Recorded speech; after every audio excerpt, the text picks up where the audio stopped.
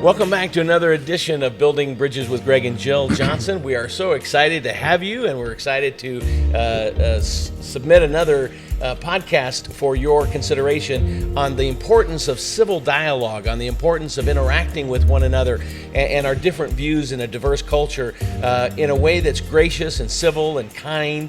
We've been advocating that for the course of this podcast, and your feedback to us has been helpful and encouraging. The number of subscribers and the number of comments and feedback that we get is very helpful. We want to encourage you to continue to like and subscribe, of course, and hit the notification bell. And when you make comments, that's good for us too, as you know that the whole algorithm thing works with YouTube, that the more you respond to us, the more our influence or our exposure can increase. So we really would appreciate that. I just want to let you know that as we are filming today and recording, my wife is not with me. The better half of the Greg and Jill Building Bridges podcast is all the way over on the East Coast in New Jersey, but she does join us by Zoom or by recording, not recording, but by connection. So Jill, welcome to Building Bridges with Greg and Jill. And why are you in New Jersey? Oh, just a little thing. What is that little thing? We are expecting our first grandchild. That's right. That's right. So you're there. Any indications that our daughter's getting closer, or how are things going? A first-hand report. We're just waiting. Waiting. It's a waiting game. She's not due until Wednesday, right? Yep. Yeah. All right. So there you go. Well, Jill, we're going to be talking about political speech, political rhetoric, some of the division that comes at this time of our American life. Every time there's an election, a national election, we're about ready to have the midterms on just the first couple weeks of November. Any comments about the topic that we're gonna focus on today? Well, I'm excited to get into this because we were at an event recently where we saw Governor Herbert, and we were talking with him, and one of the things that he said is, as we go to vote, that the most important thing we should think about is the character of the person that we're voting for. And I really like that, and it's a time that we're getting ready to go and vote, and as believers in Christ, we have a responsibility to vote in such a way that aligns with the Bible and the teachings of being people that are humble and have good character. And sometimes it's hard to vote that way, but I'm excited for this conversation to understand that a little bit better. Yeah, me too. So we were thinking, Jill and I, who could we get to join us on our podcast that might have a little bit of insight or a knowledge or personal experience on political rhetoric and political division in our country. And we kept thinking and thinking, and we called like 7 or 8 people, and finally we called this guy first. The former great governor of Utah, the 17th governor of our state, who was, I think you deserve the title of longest tenured governor. You were in the office longer than anybody else at this point. If you add the lieutenant governor aspect of it, I was 11 and a half years as governor, and Cal Rampton was 12. So, okay. So I'm second. You're second if you just take the governor portion. If you take executive branch experience, I think I'm number 1. Okay, all right. Well, this is Gary Herbert. As many of our podcast viewers would note, maybe if you're viewing from some part of the country or from someplace other than the United States of America, you would not know that he is the governor, former governor of the state of Utah. And there was a number of things that I think during your tenure that Utah was greatly blessed for. I mean, I think your leadership during COVID was recognized, and many people in Utah of all faith communities and no faith community, I think deeply appreciated our state leadership there. Our economy has been almost second to none. Productivity, growth, people moving into our state. So your tenure was a pretty prosperous time for the great state of Utah. People have recognized that. I think the Hinckley Institute affiliated with the University of Utah said the best decade in Utah's history was the Herbert administration, and certainly we currently have and have had for a number of years the most healthy, diverse economy in America. So that's a good foundation to build upon. Doesn't mean we're perfect, doesn't mean we don't have room for improvement, but it was a good thing. And let me just say, Greg, I'm honored to be on your show with you and Jill. I just need to correct you on one thing. What's that? You said she's your better half. She's at least your better 2/3. So it's nice to be with both of you today and talk about an important topic of how can we dialogue with each other and have better communication. Well, let me just kind of set up the conversation again. We hope those of you that check out the Greg and Jill Building Bridges with Greg and Jill podcast are going to be interested in this topic, and certainly the stature of our guest today. Governor Herbert, the atmosphere in America today, particularly over the last maybe 2 to 6 years, I think, and I'm going to identify that as under the era of Trump, has been pretty nasty. The civil discourse has been pretty rude, in both directions, I believe. Both from President Trump in the past being very challenging, the media being extremely one-sided, it seems like. Let's just analyze the situation. Is it better than it was 2 to 6 years ago, or is it just as bad out there right now? Well, it depends on where you're at and what the topic of discussion is and who the people are involved in the dialogue. I'll just mention some things that we tried to do in our administration, and then we can talk about how that plays out today. I'm a big believer in principles and values, and most of us are very similar, and in that we certainly have the same goals and desired outcomes, but we differ sometimes in how we get from here to there. And so in my own position as a Republican governor, I make no doubts about the fact I'm a right of center conservative. And so that's what I am, and I'm proud to defend that, and we can have discussions on why I should or should not be that. But I'm also moderate in tone. I met with the Democrats, for example, every week during the legislative session to hear what they had to say and to listen and understand their points of view. And, we can learn from each other. So I was moderate in tone. I don't think anywhere by calling people names or denigrating their positions or acting like they're somehow lesser than you personally are because they have a difference of opinion.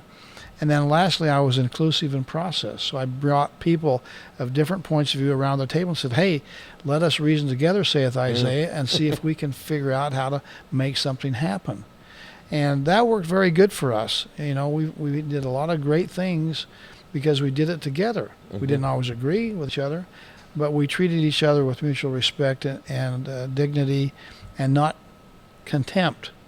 And what we see across the country now is more and more contempt for different people of different opinion. And that does not improve dialogue. In fact, it increases misunderstanding, and we become then really disenchanted with each other and maybe become enemies. Yeah, and I think that contributes to the nasty tone out there. Jill, go ahead.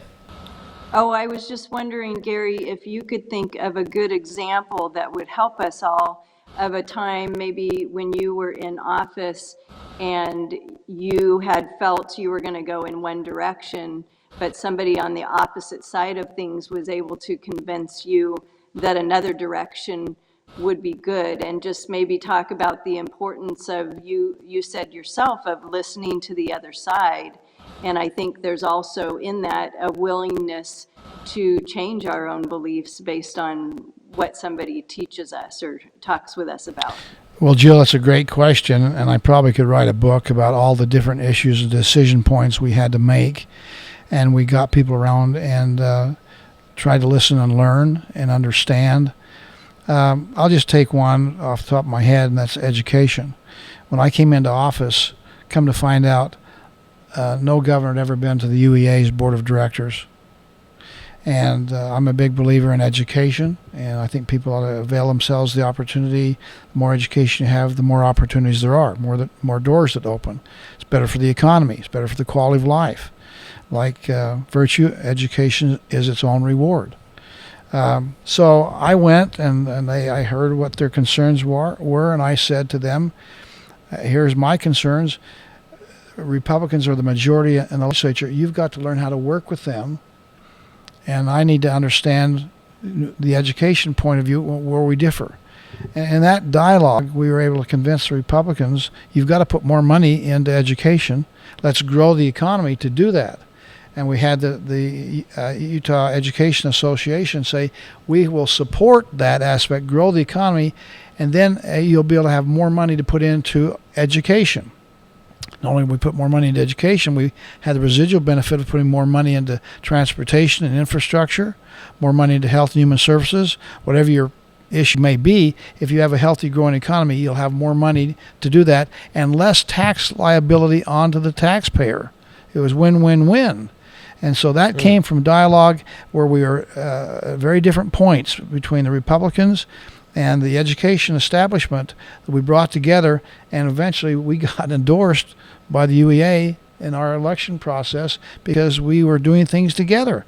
We became not enemies, and us versus them, but partners in a cause to increase the economy, expand opportunity to fund education, increase teacher salaries, and we ended up putting in over $2 billion of ongoing money into education in my tenure there, which is a remarkable increase in funding for education. See, now go ahead, Jill, follow up. Oh, that's great. That is a great example. And, one of the things that we're about with our podcast is really talking about spiritual matters and how when we look at the Bible, we do have different theologies and different understandings of things. And I love this example because this helps us in spiritual matters as well, to be able to listen to people who think differently than we do, but understanding that there is one God and that He wants us to be unified. And we cannot be unified with each other unless we take the time to listen to each other and to be humble. Let me add one more thing, because it's worth saying in light of what Jill just mentioned. As some of you know, and I know you've been there, Pastor Greg, I created what we said, kind of the non-LDS clergy gathering. And so, although I am LDS, I want to make sure the people of the state of Utah know that I was the governor of all the people, right? No matter what your religious beliefs are, whether you had one or didn't have one. And so, in the ballroom at the mansion, we invited all these non-LDS clergy to come and talk. In that process, we learned that we really do love each other. We have, again, common goals. We may differ on some doctrinal pieces, but we want to be disciples of Christ and followers of Heavenly Father. We had a crisis that occurred.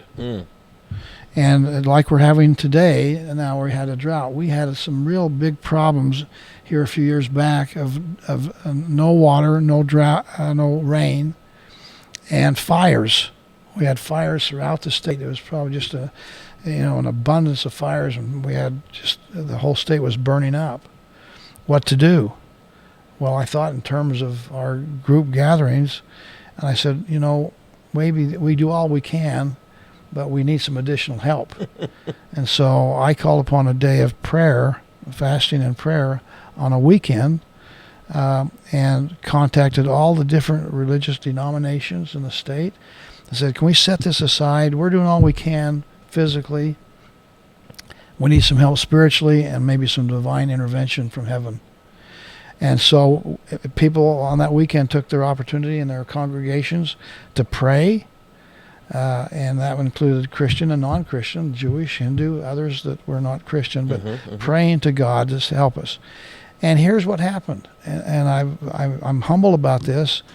We ended up having rains that came, and a direct answer to prayer, our combined efforts.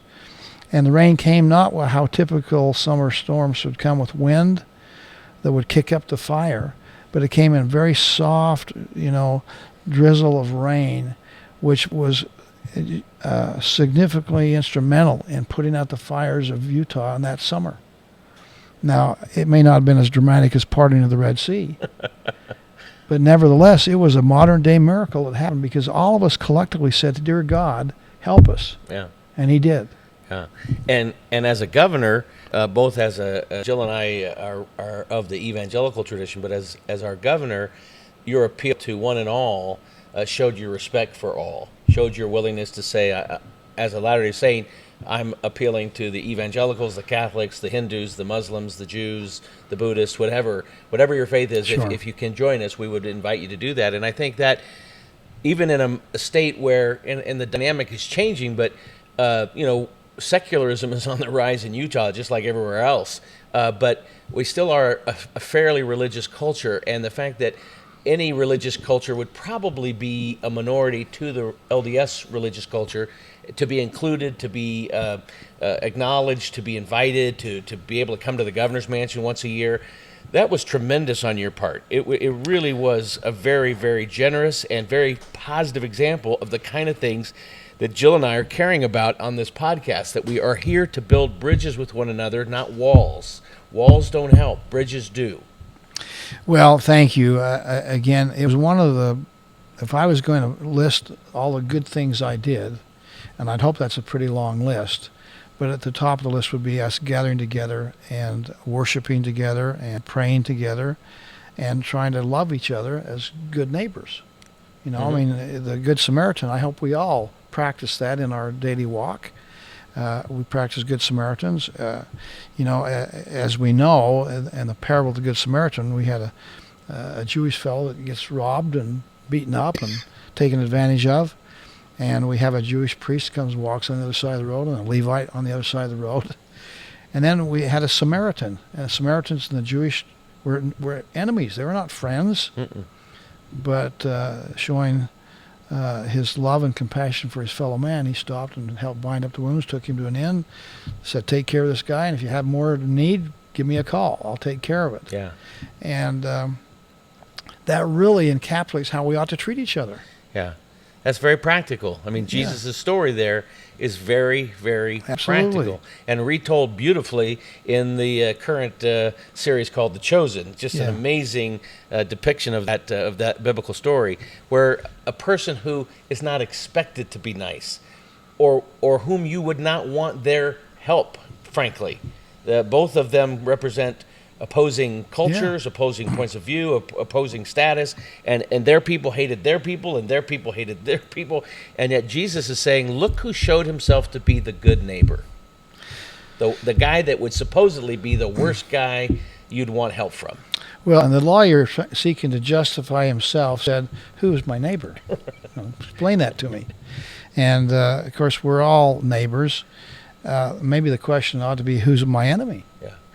Well, I love, you're not the only politician that seems to have that spirit. Going way back in our history, Abraham Lincoln was once asked, how do you handle your enemies? He said, I do all that I can to turn them into my friends. Yeah. And do I not destroy my enemies by making them my friend? Yeah. That was his comment, and he did 100%. Yeah, it's a great principle that we all ought to try to emulate. Do I not destroy my enemies by making them my friend? Yeah. This is really the core of the gospel. God's word tells us that we were all Christ's enemies when he went to the cross, that because of our sin, we were his enemies. And so as he goes to the cross, he's laying down his life for us. And he asks us to do that for one another, to lay down our lives. And this is so contrary to what we see today on the news and in politics. We typically will pick the person who is large and out there and proud and kind of get behind that person as a candidate because we feel like, well, they're going to accomplish so much. But what did Christ do? He laid down his life for all of us. And so as we talk about looking at political leaders, I think that's an important piece. And although, not every candidate is going to be a follower of Christ, I think, though, that as we see humility in the different candidates, that should be attractive to those of us who do follow Christ.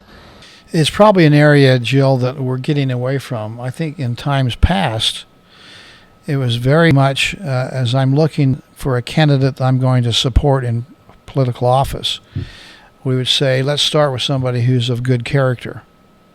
honest, had integrity, had a moral character that we could uplift and use as an example. We should expect more from our elected officials. But we're getting away from that. Some of that, I think, is because of media.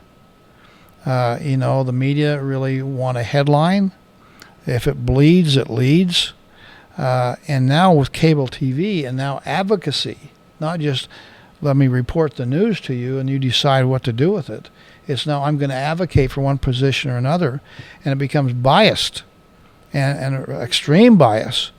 And whether that's liberal or conservative, you can find stations that will justify whatever your belief is and reinforce your biases that you may have that are incorrect. And so consequently, I think we've lost the ability to say, let's first start with character, then find somebody with good character that has a philosophy that I agree with or I think that will give us the right outcomes as Americans, for example. Instead, we look for somebody who's got the policy and the bluster sometimes. And, hey, if the guy's a serial adulterer, who cares? That's disappointing to me. Yeah. And that's why I think we're having some of the troubles we have today, more so and certainly greater abundance than ever before in our history. Let me just say, even as our listeners are checking this out, we want this to be practical. We want our conversation to actually lend itself to people helping them think through their way of interpreting political rhetoric and things like that. So certainly we've used the biblical example of a good Samaritan who chooses to help, and that's, can a person show charity, show kindness to someone who thinks differently, acts differently, is different than you, or do you let the cultural divisions, the religious divisions, the political divisions make you actually turn on that person and think that they're evil or bad or immoral or disgusting or terrible? And then the third thing that I think I'm hearing, in addition to the Good Samaritan, I think that example is the character issue. Actually, that's the second issue. I'm sorry. The character issue, that is important, and just getting a wanted outcome, a political philosophy, but I want to ask you, how do you take that? There might be we all would love to have the most moral, the most true, patriotic, a decent human being run for office. We'd all want that, but sometimes we don't get that choice. I have heard it said that when Trump ran against Hillary Clinton, many people in this country, Democrat and Republican, said things like, this is what we ended up with. I mean, of all the two candidates, we have this person who has quite a bit of controversy. We have this person who has quite a bit of controversy. We couldn't come up with anything better as the United States of America in 2016, but we were left with that choice. And so if character is the way you vote, you have a hard time voting that particular election. Do you know what I'm saying? I do understand, and I know there's a book written about Ronald Reagan, and you have one of your children named after Reagan, and the title of it was "When Character Was King" by Peggy Noonan. Yeah, that's right, and so again, I think we look for the best in people, not the worst.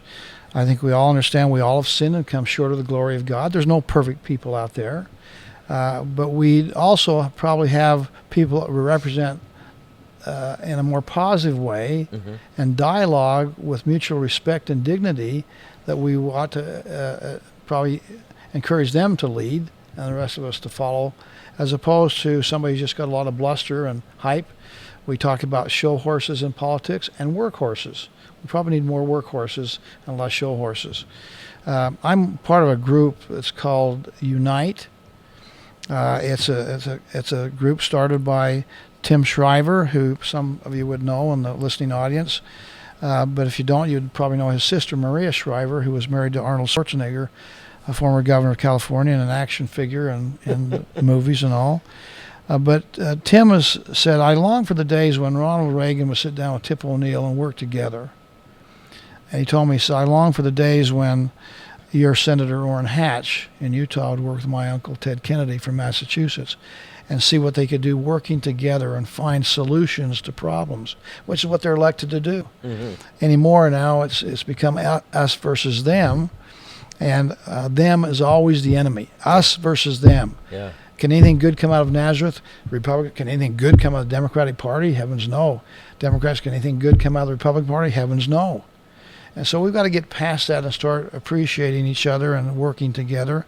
This dignity, the Unite group has created a dignity index. Okay. It goes from scales 1 to 8. Simple. I'm sure people can Google it up. We've had some coverage here in Utah the last couple of weeks about this. It's affiliated with the Hinckley Institute and the University of Utah, and now we're going to have them come down to Utah Valley University, and my Herbert Institute's going to help them, and Arthur Brooks. Yeah. Now a good, common sense, compassionate conservative, working with Tim Shriver, the two of them putting this together with a dignity index where we actually go out and go to debates and score how the two debaters conduct themselves, how they treat their opponent. If it's like we're going to crush them and kill them, and they're not worthy of any kind of respect at all, that's like a 1 on the scale. Okay. If you think no matter what they say, I'm going to treat you with kindness and respect, no contempt, that's an 8. Yeah. And then everything in between. And so again, it really is designed to help call people out and make them aware. Our dialogue and our discussion, how we treat each other, really starts with how we communicate. Yeah.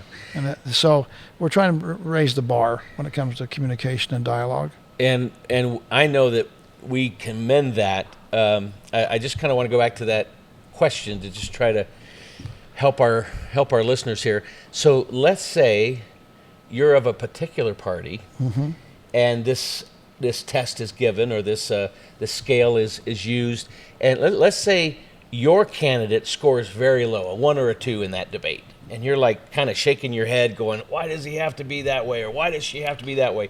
And the other person who you fundamentally disagree with a lot on their policies and what they stand for and what they're going to champion, and then they score very high, very decent, very respectful. How do you manage the both and, the content of their policies versus the content of their character? We would like to have both, and we want to get as close as we can. But when there's polarization, how does the voter, how does the individual in our community respond to that? Well, I'll just tell you a little story. You have to make that decision, and it is by comparison. Yeah. Sometimes we would call it the lesser of two evils.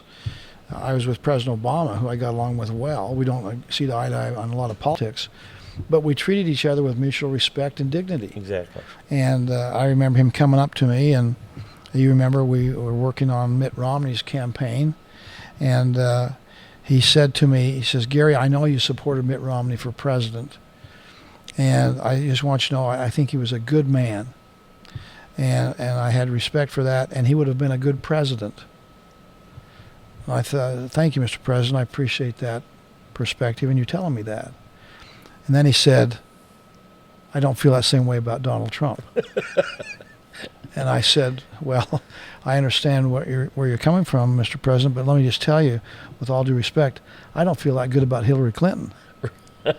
And we kind of chuckled, and I said, here's the question we all across this great country need to ask ourselves. Are these the two best candidates from the two major parties that we send forward to carry the baton and help lead the nation and run for the most powerful office in the world politically?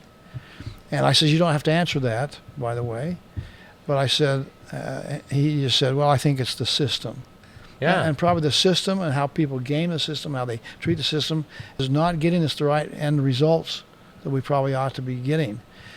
People have said, justify a lot of things that happen in politics away. Well, they're maybe not of good character, but boy, they sure did some good things, you know. We hear that. And that's how we justify it. And I've said, we can get those same good things and not be a jerk about it while we're doing it. Yeah. We don't have to denigrate your opposition or the opponent. Yeah. Say, hey, great, thanks for your support and your influence.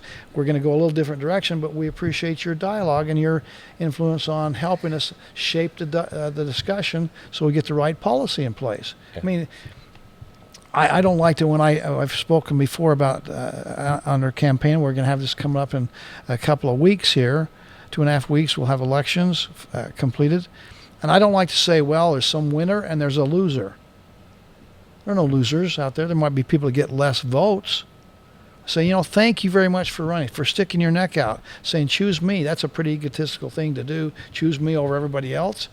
It's hard to do, and you get beat up along the way way too often. Yeah. But you add to the discussion, the dialogue, and we hopefully in that process will get better people elected to office that will help develop policies that represent we the people. Yeah. So Good comments. Jill. As this, the unity piece of this, no matter who gets into office, we can still have influence and we can still have those conversations that can sway people one way or another. Yeah. again, that's. Oh, I'm sorry, Jill. That's the great challenge for all of us. I'll remember I was taught a good lesson by my mother when I was about fourth grade, of many lessons that she taught me throughout my life. But it was Nixon versus Kennedy. Okay. And I knew our family was Republican, so naturally I thought I was a Republican. And so we had the debates between Kennedy and Nixon, and then the election, and Kennedy won. And I thought to my mother, well, that's too bad, we were pulling for Nixon.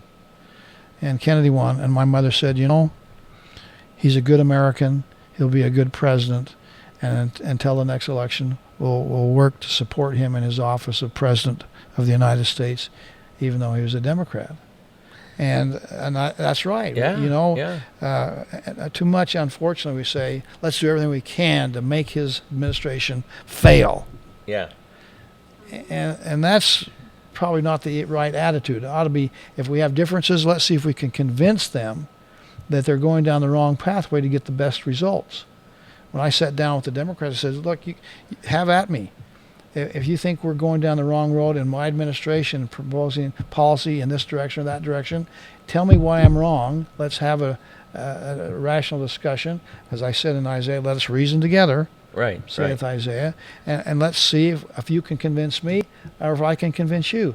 Maybe we'll find a compromise. Maybe we'll find there's a blended way to do this that's even better. Yeah. But if we refuse to do that, if it's just all about, I'm going to see what I can do to put a snare in your path and trip you up, make you fall and stumble, stomp on you when you're down, that's what we ought not to do.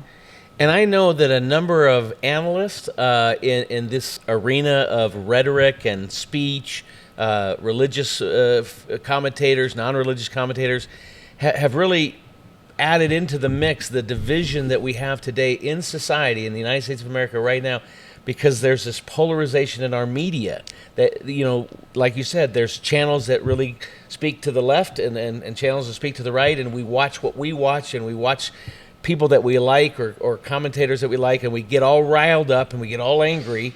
And it's not just that, I'm going to vote for so-and-so because I think he's got better policies or she's got better policies, but it's now that guy is a total jerk and he's evil and he's going to destroy our country. She's going to do awful things if she's elected. And we just think the worst of each other. And this crack in American society over race and the economy and culture and religion and politics, it's just getting wider. I don't know if that's just some kind of a normal trend in history. We certainly have had rough days in the past. We've had a civil war. That was the worst time in our country's history. I think you can't compare, the hundreds of thousands of dead. We were divided. But and in political candidates, I know that when Andrew Jackson and John Quincy Adams were running against each other, it was a lot of moral accusations about you're married to someone that wasn't divorced yet, and they went back and forth. So there's always that thing. But are we just? Is there something you said? The system itself, the media. How do we stop this? Well, how do we slow it down? We have another program we can do on the system and how to change the system. I have a plan called Rotating Regional Primaries, which I think would deliver us a lot better candidate, more consensus, more affordable, and every state would have an opportunity to weigh in, whereas right now it's over half the states have voted, another half haven't, but it's too late. Yeah. So anyway, we'll talk about that another day. You talk about the Civil War. Compared to the communications of then to today, Abraham Lincoln used to get 6 or 8 papers. He'd read them and devour them in the mornings to kind of catch up on the news. Now we have 24/7 news, and you're right. We have some cable news in particular that's trying to make their mark and get viewership, and so they they play to their certain base. MSNBC's for Democrats, Fox News for Republicans, and everything else out there has got their own advocacy. And the fair and balanced approach of news that should be is getting fewer and fewer availability to us as citizens to listen and learn. One of my favorite shows back in the early days of my political career was a show called Crossfire. Mm-hmm. They had conservative and liberals together. They would talk about topics, and I was able to hear pro and con from both sides of the aisle on what that policy meant, why it was good, bad, or indifferent. I loved hearing that. Mm-hmm. Now we just hear kind of one side on television, and the left or the right, with really not any opposition. Mm-hmm. And that doesn't help us enlighten ourselves and our minds. Yeah. The Civil War, think about this, the biggest challenge probably in our country's history, the democratic republic we have, and Abraham Lincoln has to make tough decisions to how do we keep the country together. But you know, at the same time, he said, hey, we ought to have a transcontinental railroad, open up our colonization to the West, make the country whole, and it means you can do two difficult things at the same time. Okay. When they've written books about the transcontinental railroad, nothing like it in history that took place. And again, credit Abraham Lincoln for saying, we've got a problem here, but you know what? I'm thinking of some positive things about the future of this country. Let's build a railroad that connects the East with the West. Yeah. To join here at Promontory Point here in Utah. Right. But what a remarkable thing that happened right during the middle of the Civil War. Yeah. Well, that was a blessing to one and all. Absolutely. A great achievement for but the country. I got this distraction called the Civil War, which was a hard thing, but he didn't take it off the ball of what can be good for America going forward. Yeah. Interesting. That's a good Emancipation Proclamation, freedom, and making the Constitution actually become real for all people. Yeah. And we need to expand and colonize and the transcontinental railroad all at the same time. So good things can happen in spite of bad circumstances. Yeah. It takes very courageous and brave people to step forward and do those things. One of the things you mentioned was that some of the media is catering to one side or another. And sometimes we all fall into this people-pleasing mode. And 2 Timothy chapter 4 talks about that there will come a time when the preachers will be just tickling people's ears. Itching ears. Kind of saying what they want to hear. And I think that is what's happening in our media. And these people that you're talking about with this railroad, they went against that. They became courageous, they became brave, and they spoke truth and also listened to both sides and were able to move forward with something that really made a difference. And I think that's what we need to do during this time, is to stay away from people pleasing, stay away from saying what we think people want to hear, and with dignity and respect, with love, share the truth in love, and also to humbly listen and be willing and ready to hear the truth from other people. And a lot of that, I think, Jill, is just an attitude. All of us can take stock in ourselves today and say, what is my attitude like? Am I skeptical? Am I cynical? Do I think everybody's my enemy? Everybody's out to get me? What can I do to contribute positively to the discussion, the dialogue? And I think we ought to have an attitude of gratitude. No matter where your circumstances are, we ought to be so grateful for all the blessings of life, family, friends, opportunities, and certainly in this country, certainly in this state, we ought to have an attitude of gratitude. I think we also ought to take an approach, as I mentioned, I'm a right-of-center conservative. I make no bones about it. But we can be moderate in tone. Yeah. And we can be inclusive in our process as we have dialogue and discussion to develop our direction of where we're going to go. And I think last but not least, we ought to have an attitude where we say, you know what, I'm going to do what I can to make sure that what I say and how I conduct my life is not to offend you, to have respect for you and not to offend you. But likewise, just as important as that is that I ought to have an attitude that I'm not easily offended either. Yeah. So take steps. I don't want to offend, and I'll be just as slow to take offense. Yeah. And I think if we took that kind of an attitude, we'd get along so much better. We'd understand each other better. And if you're yelling at me, I'm probably not going to listen for very long. Right. But if you speak with love and gratitude and you're my friend, Yeah. I'm probably going to pay attention, and you can maybe teach me something, Greg. And heaven knows I need some teaching. Jill and I were joking that we might name the title of this podcast "Stop Yelling, I Can't Hear You." Yeah, that's good. I like the it. idea that we do have a kind of a current culture that seems to elevate, our guy is right, your guy is not right, and ours is the best, and yours is the worst. And I know, again, we've talked about the media's role. We've talked about, but the average American citizen is going to have to take a little bit more responsibility to kind of step up their game.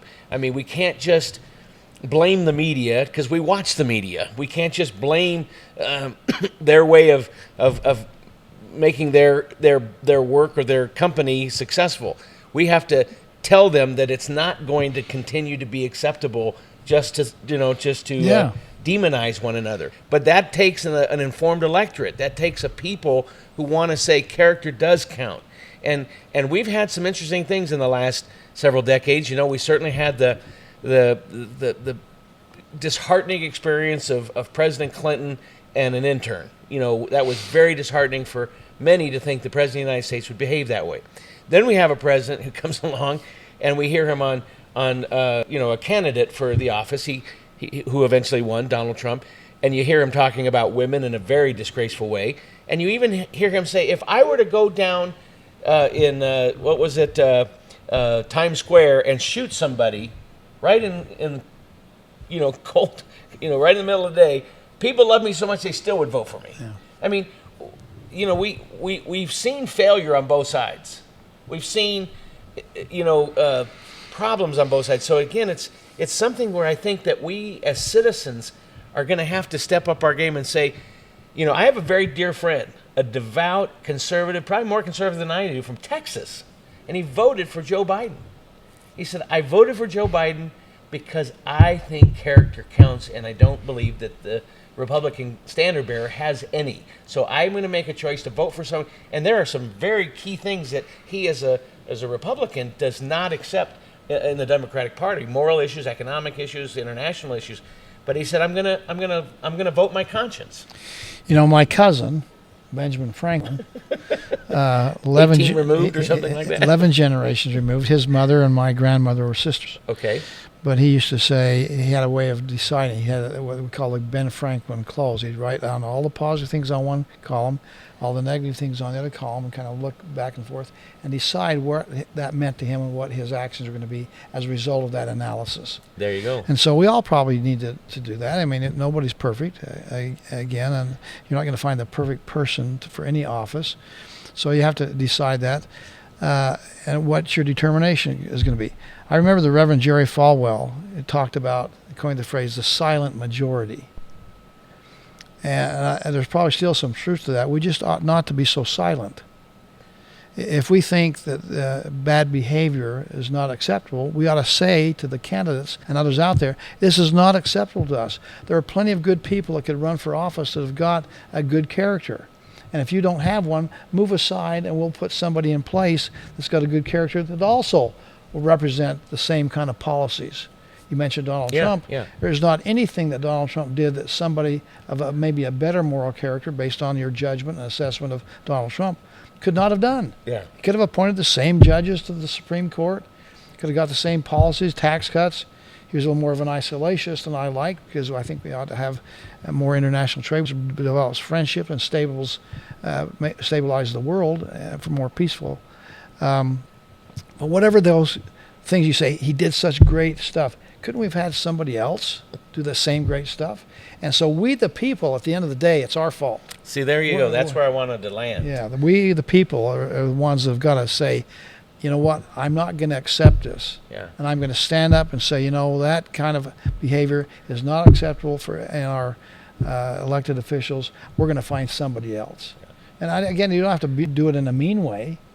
You just ought to do it in a principled way, Yeah. with love and compassion, saying, you know what, good luck to you. I Yeah. can't support you because of these issues. Not only you're wrong on the issues, but you're wrong on your character and how you treat other people. We don't need that in elected office. Yeah. So we the people, at the end of the day, are Our- responsible. You know, Jill, our founders said that when we wrote our Declaration of Independence, we the people, in order to perform a more perfect union. We are needing, and I know this is why there's so much a cry across the nation among many, that we need civics lessons back in the schoolyard. We need teaching our kids that there's a responsibility of patriotism and voting and valuing that and being committed to that, knowing that it has real direct results on how your city is led and how your urban communities are led and how your rural communities are led. And all of this has impact. Jill, you found a great quote from a professor at the University of Connecticut. Can you share that and make a discussion about it? Yeah, this is a quote by Michael Lynch, and he basically says this: without conviction, nothing is going to happen in a democracy. But without humility, too much is going to happen, and not much of it will be constructive. I absolutely love that because it addresses both having conviction and having humility, and the combination of those two things being what we need in a leader to lead us. Hey, I agree with that, Jill. That's a great quote. And again, as I mentioned earlier, humility, we all should have it. Nobody that I know of, no matter how successful you've been in business and other walks of life, should not have humility and thank the good Lord for blessing us. And so that attitude of gratitude is a key issue for all of us. So if I could make one magic wand change, if I could, what would you do to make America better, the world better? But I know more about America than I do the world. But we need to strengthen families. Yeah. The disintegration of families, no longer mothers and fathers in the home, raising children, teaching them around the dinner table, teaching them about the scriptures, love of Heavenly Father. Those things that we learn from our parents stick with us. And so policies we put in place, whether it be at school, at work, business, politics, ought to in fact elevate the family. And if we could fix it at the family level, that fixes the community, the larger community of the states and the nation. So all of us ought to be taking on that responsibility. What am I doing, and what can we do to help strengthen families? I think that made the biggest correction in our life that we could do. I certainly would echo that. Well, I was just going to say on that is that falls in line with God's kingdom, is this loving and families, keeping our families together. And the realization is that every other kingdom in the world will fall. Everything will fall apart. And so if we're hanging our hat on one particular candidate or one particular leader, that will fall at some point, and God's kingdom will stand forever. And so the anxiety that some people are having over this unrest in the political world, we can let go of that and rest in the fact that God is in control in all of it. Well, Jill, let me make a comment to you about your comment there. There's plenty of people in our society who would take great issue with that because they believe in God. That we live in a culture of great religious diversity, and we have a diversity that says I don't believe in God, I'm an atheist, or I'm agnostic, and I don't govern my life by those values. I don't govern my life by this scripture or that scripture. I do what I want to do. I do whatever I feel is going to bring me the most happiness. And so if they hear you say something like, there's one kingdom that will stand and all the other kingdoms will fall, they're going to reject that. Is there something we can appeal to beyond? We represent, certainly you and I, and the governor does too, religious conviction in the way we make our decisions. But for those people that don't have that orientation, what is your appeal to them to look for character and decency and humility in leadership? I think we've talked about several examples today where there was a humble leader and the things that happened and the things that were accomplished, and as well as Gary's examples of listening to the other side and being able to change your beliefs based on what the other side has said. I think that as we look in history and see people acting in this way, that's when the greatest change happens. Yeah, yeah. And let me say, Pastor, that I think even psychologists, doctors, people concerned about your happiness and your health, recognize that having a belief system and hope, makes for a happier life. Mm-hmm. And so we have a number of people, and unfortunately, we're having less church attendance now than we've had in the past, and we're kind of getting away from the traditions of our forefathers. And we have people say, well, I'm spiritual, but I just don't believe in God, or, I don't know what this person does for me, but I'm spiritual, so I have a sense of nature. And I've met a lot of people. I just had an interesting discussion with William Shatner, my friend from Star Trek fame, and he talked about his trip to outer space. And he's an agnostic. He would tell you, at least he has told me in the past. But he came back from that trip in space, and he looked down at this little blue orb. Yeah. And he said, I was struck in awe of the insignificance of planet Earth compared to the vastness of the universe. Yeah. And he said, whether that's God or nature, the vibration of everything being in concert. And I said, well, some people call that, creationism. There's an intelligent design, right. out there. And so his perspective changed on that experience in life that he'd had uniquely his own. So we all ought to be humble about the vastness of the universe and what our role is. Our role is significant, even though it's maybe in comparison very small. Yeah. And how we conduct ourselves, how we raise our children, the impact it has on society, and the attempt to have us have happiness and joy. I don't care what your money situation is. You could be a multi-billionaire. If your children are unhappy, if your families are not functional, you're probably going to be only as happy as your saddest child. Yeah. And that's where we need to focus on that, what is really important to us all, that's going to bring us joy and happiness. I believe you find that through spiritual insight and a worshiping of God and his blessings that come to us all. But even the secular side is saying there's something to be about hope and happiness and being compassionate, serving your fellow man, all the things that Jesus taught without God. Mm-hmm. But still, those Yeah. actual actions brings some happiness to your life that you would not otherwise have. Last month, Jill and I were talking about the power of words themselves and how they can edify and how they can tear down. And I was just mentioning to you, and I won't go into the story, but I was in Southern California recently, and I was talking with a friend about God and my religious beliefs, and apparently I was speaking a little louder than, I am a bit of a preacher and I have a projection voice, but these two people were deeply offended, and their response was anger and contempt and F word after F word and vulgarity. And the only thing that I want to say about that, and repeating it now from last month, is that even in that situation, whether it's road rage, on the freeway, or some fight at the bar, or some conversation around a pool because you're offended by what somebody else is talking about.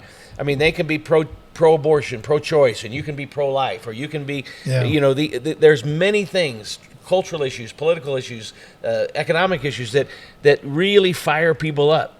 But the ability to offer a gentle word turns away wrath. That's an old proverb. The soft ants turn away wrath. Yeah. Proverbs. And I will tell you that as cantankerous as that conversation was, and as shocking as it was for me, something I've never experienced in my life, I know that by continuing to be civil and even respectful of their point of view, even though I thought it was very harsh and very wrong, I was respectful. I acknowledged their right to believe what they believe. And it did allow for that conversation to last for an hour and maybe 15 minutes. It was rough. It was very rough. But I think we can do this, people. I think that we can be a better versions of ourselves, and appeal to some of this, the principles we're talking about today on this podcast. I did have one question and a final comment. So, Jill, think of your final comment as we wrap up, or question. I do want to ask this question because I wanted to at the beginning, but I forgot to.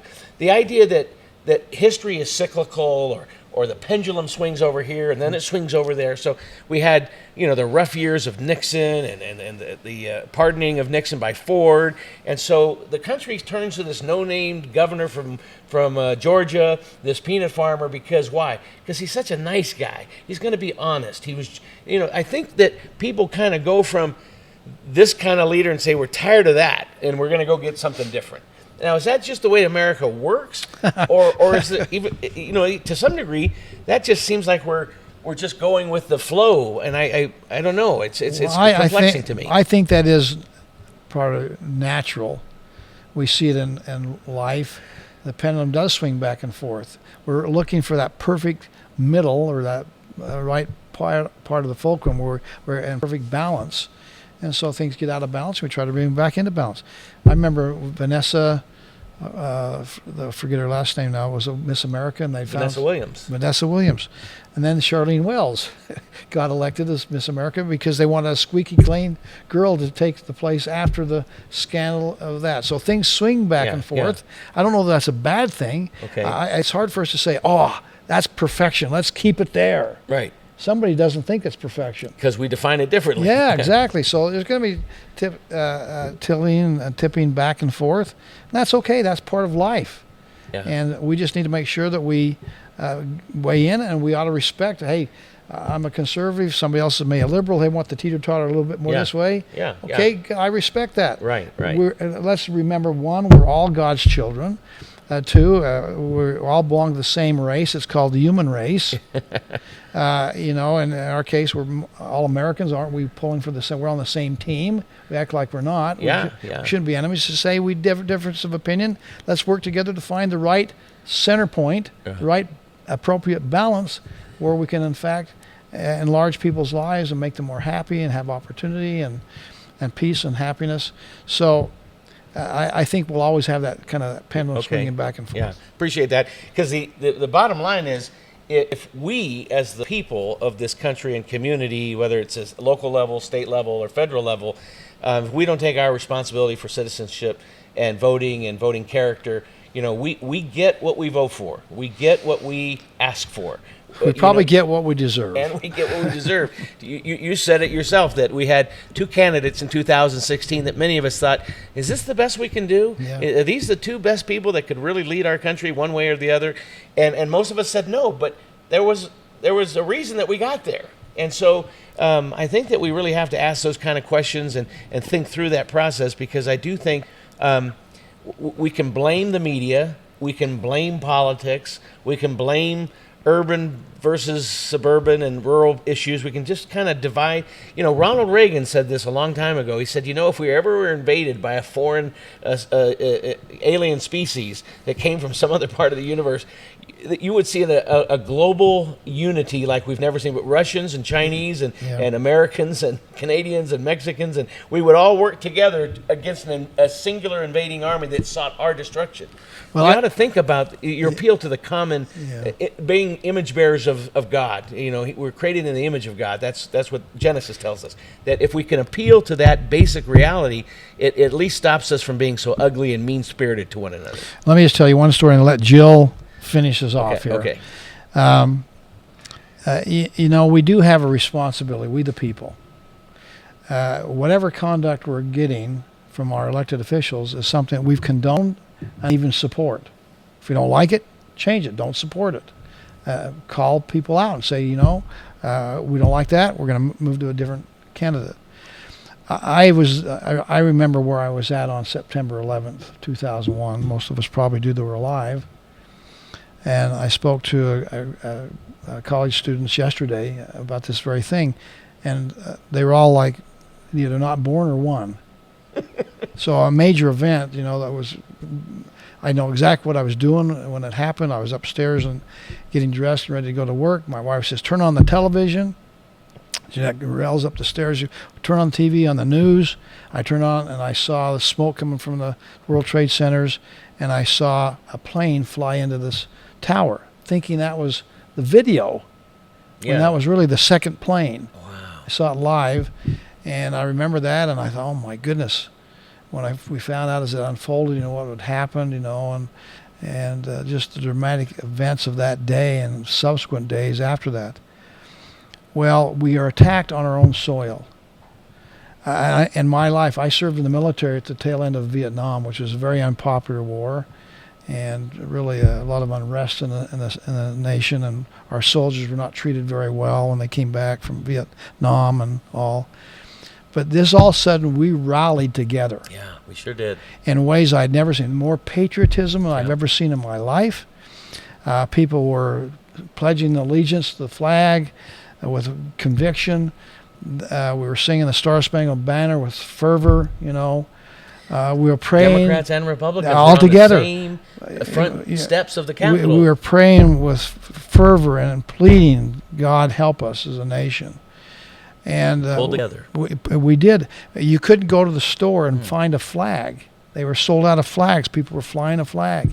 In schools, they were taking 8.5 by 11 sheets of paper, and the kids were coloring in a flag and taping it to their car windows.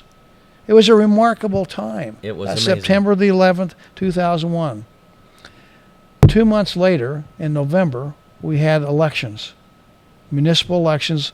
Some of the more important elections that we don't probably pay them the heed that they need are city mayors, council people, bonds, road bonds, municipal, local elections. And with all this patriotism that I've never seen before or since. And church attendance was like crazy. Yeah. And yet we had 25% Vote. of the people show up to vote. And I thought, what happened to all the patriotism, the fervor, the spirit we had there? And then when it translated into action, well, I'm going to be AWOL when it comes to the elections. That's a lesson to be learned. Yeah. We need to take the fervor that we feel and the emotion and translate that into action. If we'll do that, we'll have a much, much better outcome. Yeah. And the fact that we don't have everybody voting. Now, I'd just soon have people vote of their own volition. We don't want to be like Russia and say, you will vote. Yeah. We want people to have choices, but we want them to be informed. They ought to do it because it's their responsibility as an American, as a citizen, and it makes a difference. Even if your candidate or issue doesn't win, you've made an impact. You've made a statement, and your voice is being heard. That's something we need to take stock and say, let's not be like 2 months after September 11th and not go out and vote and do our part. And when your side loses, you got to be a gracious loser. That's right. Joe, what would you say as we wrap up? Gary, this has been so great. I want to say thank you for your example as a leader. Thank you for introducing us to that dignity index. I think that's going to be really great as we go into this next election. And hopefully that will be something that will grow and continue on in the years to come. I think that people are starting to think in a different way, and it's really great to have this conversation with you and see what you have done in a role of leadership. And I just pray that we will have more leaders like you that will come in humbly and willing to look at things from a different perspective. I think that that kind of thing is what will make a difference both in the spiritual world and both in our country as well. Yeah, good comment. And Jill, as we proceed through this day and the next several days, please keep me up to date on our daughter. And if the granddaughter is coming, we're going to have a granddaughter. We found that out a little early. And her name is Juniper. I'm not even sure I'm allowed to say that. I just stopped there. Anyways, I forget some of the rules. I mess up. Well, listen, God bless your daughter. God bless both of you for all you do for your ministry. And I'm grateful to call you both friends. And thank you for all you're doing for the state of Utah and for America.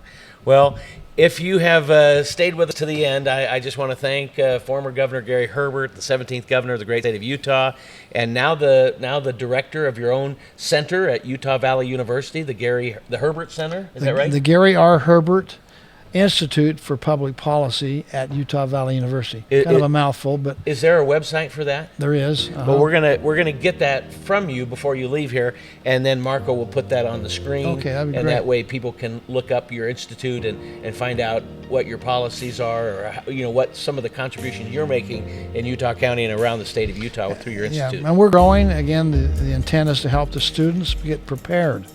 Yeah. To understand what the policies of America are.